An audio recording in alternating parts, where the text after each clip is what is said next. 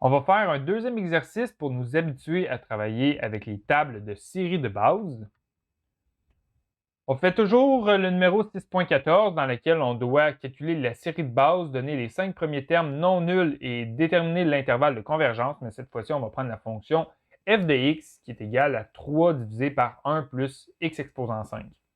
Si on s'en va sur la table de série ici et qu'on regarde laquelle des règles qu'on peut utiliser, on peut utiliser ici 1 divisé par 1 moins u.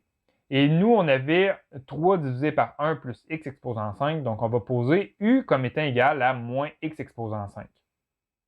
Donc, quand on s'en va ici, on va poser u qui est égal à moins x exposant 5. Pourquoi le moins? Parce que dans notre table, c'est u moins x et nous, notre x exposant 5 est positif, donc on doit le rendre négatif. Donc, on va avoir u étant égal à x exposant 5. Donc, quand on applique notre série, on va avoir 3 fois notre série. Et donc, quand on s'en va sur notre série ici, on va avoir la somme entre n est égal à 0 jusqu'à l'infini de u exposant n. Donc, on va avoir 3 fois la somme de n est égal à 0 jusqu'à l'infini de u exposant n. Donc, u, nous, ce qu'on a, c'est moins x exposant 5. Ça va être exposant n. Je ne sais pas si vous vous rappelez, dans le dernier numéro, on avait mis une certaine valeur en évidence en avant de la sommation. Mais une fois qu'on avait calculé toute la sommation, ce qu'on avait fait, on devait distribuer notre constante dans chacun des termes. Donc, au final, quand on a une sommation, si on a une constante en avant d'une sommation, on peut la mettre à l'intérieur de la sommation. Les deux sont équivalentes. Donc, ça, c'est égal à calculer la somme de n qui est égal à 0 jusqu'à l'infini, le symbole de somme comme ça ici, de 3 fois, entre parenthèses, moins x exposant 5 exposant n. Donc, les deux sont équivalents. Moi, je préfère utiliser cette forme-là puisque ça m'évite de travailler avec des grosses parenthèses, des grosses accolades, et ça m'évite également de faire des oublis. Donc, ce qu'on va faire, on va calculer les 5 premiers termes de cette série-là. Donc, on va avoir n est égal à 0, n est égal à 1, n est égal à 2, n est égal à 3 et n est égal à 4. Et s'il y a un de ces termes-là qui est nul, qui nous donne le résultat de 0, on va en utiliser un autre tout simplement. Donc, on va avoir 3 fois, entre parenthèses, moins x exposant 5 avec un n qui est égal à 0, plus 3 fois, entre parenthèses, moins x exposant 5 avec un n qui est égal à 1, plus 3 fois, entre parenthèses, moins x exposant 5 exposant 2, plus 3 fois, entre parenthèses, moins x exposant 5 exposant 3. Et là, dans le fond, on a 1, 2, 3, 4 termes, il nous en manque un.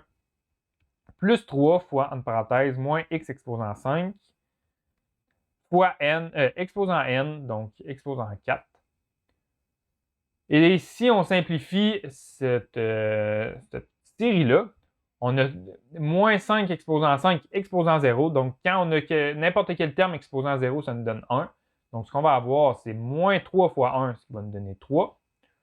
Plus, donc là, on va avoir 3 fois moins x exposant 5 exposant 1. Donc, quand on a des exposants à lesquels on applique des exposants, ce qu'on doit faire avec les exposants, c'est les multiplier ensemble.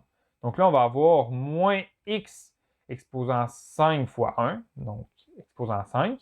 Et le signe négatif ici, je ne sais pas si vous vous souvenez de l'exercice précédent, quand on a un moins 1 et qu'on applique un exposant impair, le signe négatif, il reste. Mais si on a un nombre négatif à lequel on applique un exposant positif, ce qui veut dire, par exemple, on a moins 1 fois moins 1, donc le signe négatif va devenir positif. Donc, à chaque fois qu'on va avoir un exposant pair, le signe négatif va disparaître, il va devenir positif. Et si on a des exposants impairs, le signe négatif va rester.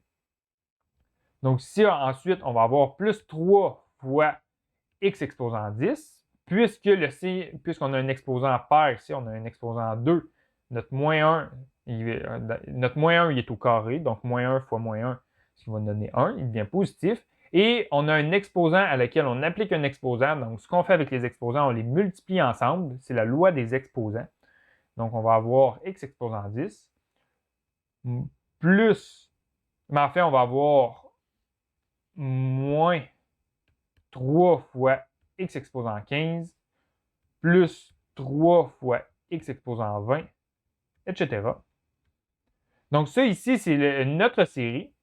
Et si on veut calculer l'intervalle de convergence de cette série-là, quand on retourne sur notre table de série, l'intervalle de convergence de notre série ici, on a U qui est situé entre moins 1 et 1.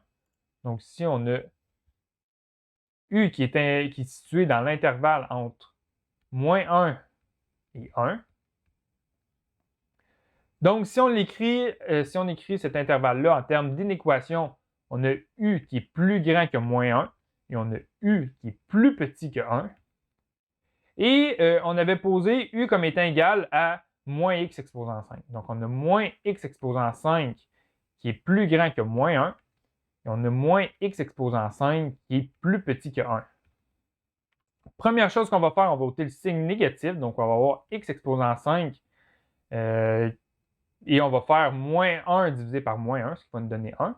Et en termes d'inéquation, lorsqu'on multiplie ou qu'on divise par un nombre négatif, ce qu'on doit faire avec le signe, c'est le changer de côté. Donc là, au lieu d'être plus grand, puisqu'on divise par un nombre négatif, le signe qu'on va obtenir, ça va être plus petit. Donc x exposant 5 est plus petit que 1. Et on va faire la même chose de l'autre côté. On a x exposant 5 et on va avoir 1 divisé par moins 1, ce qui va nous donner moins 1. Et le signe, puisqu'on divise par un nombre négatif, le signe va changer. Donc, au lieu d'être plus petit, il va devenir plus grand. Et ensuite, on va faire x qui est plus petit que racine cinquième de 1. Et racine cinquième de 1, ce qu'on a, c'est x qui est plus petit que 1. Et de la même chose de l'autre côté, on va avoir x qui est plus grand que racine cinquième de moins 1. Et racine cinquième de moins 1, puisqu'on a une racine avec un indice impair, on peut le calculer comme ça. Donc, ce qu'on va obtenir, ça va être moins 1. Donc, x est plus grand que moins 1. Et si on réécrit ça en termes d'intervalle, on va avoir x qui est situé dans l'intervalle moins 1 et 1.